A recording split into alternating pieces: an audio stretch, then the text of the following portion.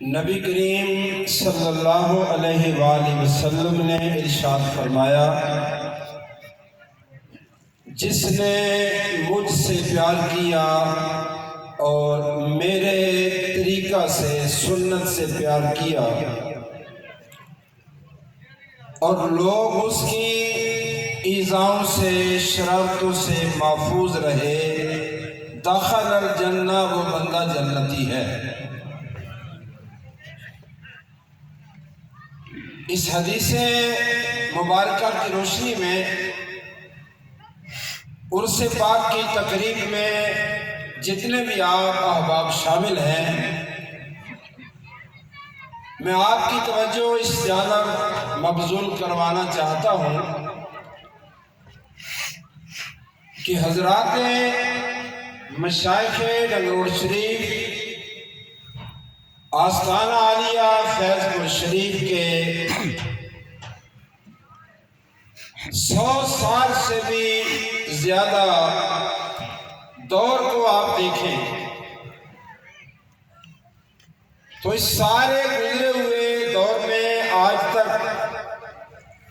جہاں بڑے بڑے آستانوں پہ عقائد میں اور اعمال میں بگاڑ آ گیا، ہمارے لیے یہ اعزاز کی بات ہے کہ حضرات مشائخ ڈنگروڑ شریف نے ہر دور میں اہل سنت با جماعت کے عقائد اور نظریات کی بالخصوص یہ چیز ذہن میں رہے